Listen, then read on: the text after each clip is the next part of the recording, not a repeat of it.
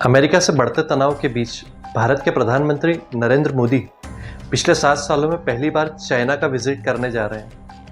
यह एक ऐसा फैसला है जो न सिर्फ अमेरिका को खटक सकता है, बल्कि भारत के फॉरेन पॉलिसी में एक नया मोड़ लेकर आ सकता है। दरअसल ये दौरा ऐसे समय में आ रहा है जब अमेरिका के राष्ट्रपति डोनाल्ड ट्रंप भारत के ऊपर टैरिफ पर टैरिफ लगाए जा रहे हैं। लेकिन चाइना की ये विजिट अमेरिका के लिए एक डायरेक्ट सिग्नल है कि भारत झुकने वाला नहीं है। लेकिन यहाँ पर यह भी याद रखना ज़रूरी है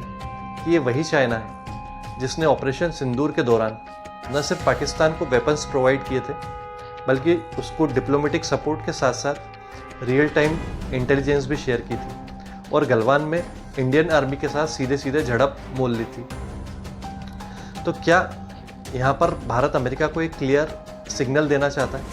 कि उसके पास दूसरे ऑप्शंस भी खुले हुए हैं? दरअसल जो तियानजिन में ये एससीओ की मीटिंग शेड्यूल्ड है, जहाँ पर प्रधानमंत्री नरेंद्र मोदी विजिट करने जा रहे हैं, ये भारत, चाइना और रशिया के साथ साथ कई और छोटे देश भी इसके अंदर शामिल होने जा रहे हैं। और ये अब जियोपॉलिटिकल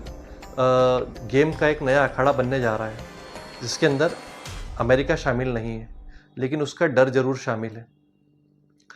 वहीं जब अमेरिका के राष्ट्रपति डोनाल्ड ट्रंप ने भारत के ऊपर 50% टैरिफ लगा दिए, लेकिन ये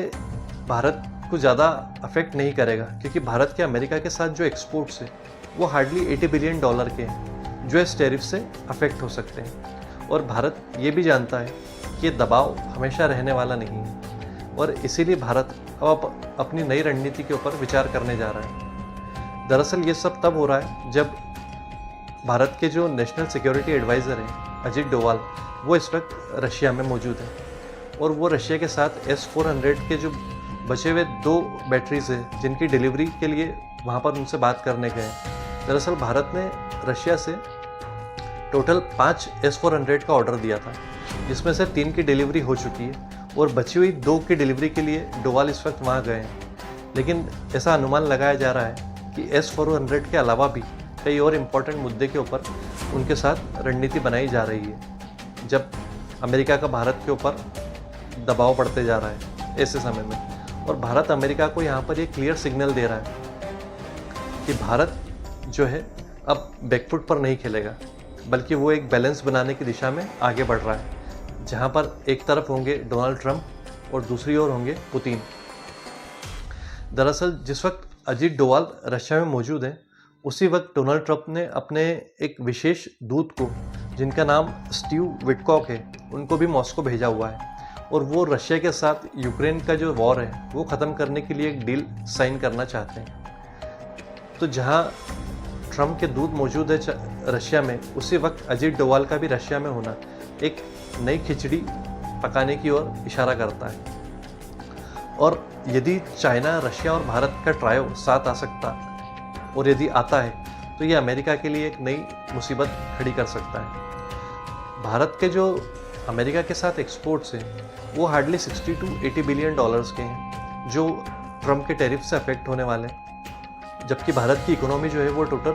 $4 ट्रिलियन की है। $4 ट्रिलियन की इकोनॉमी में $60 बिलियन के एक्सपोर्ट के ऊपर यदि ट्रंप 100% भी टैरिफ लगा दे, तो वो भारत को as an country, as an independent economy बहुत ज़्यादा फर्क नहीं डाल सकता। वहीं इन सब के बीच RBI की ताज़ा रिपोर्ट के अनुसार ये फोरकास्टिंग की जा रही है कि भारत की इकोनॉमी जो है वो अगले साल 6.5% की दर से ग्रो कर सकती है, और शायद यही वो आंकड़ा है जो भारत सरकार को ये हौसला देता है कि वो अमेरिका से सीधे सीधे टक्कर मोल ले सकता है। दरअसल इससे पहले जब मोदी और शी जिनपिंग की मुलाकात हुई थी ब्रिक्स के दौरान, वहीं पर इन दोनों कंट्रीज़ की टेंशन्स को रिलीज़ करने की बेस रखी गई थी। और अब तियानजिन में जो एससीओ की मीटिंग शेड्यूल्ड है, ये इन दोनों की दोस्ती में एक नया अध्याय शुरू कर सकती है, और ये ट्रंप के लिए और अमेरिका के लिए एक चिंता का सबब बन सकती है। और यहाँ पर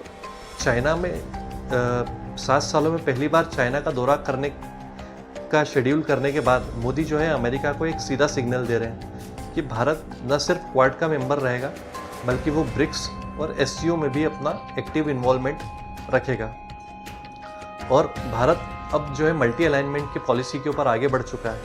जिसका फंडा है नो फ्रेंड्स फॉर एवर। तो अंत में हम ये कहना चाहेंगे कि जो नरेंद्र मोदी की चाइना में विजिट होने वाली है, ये भारत की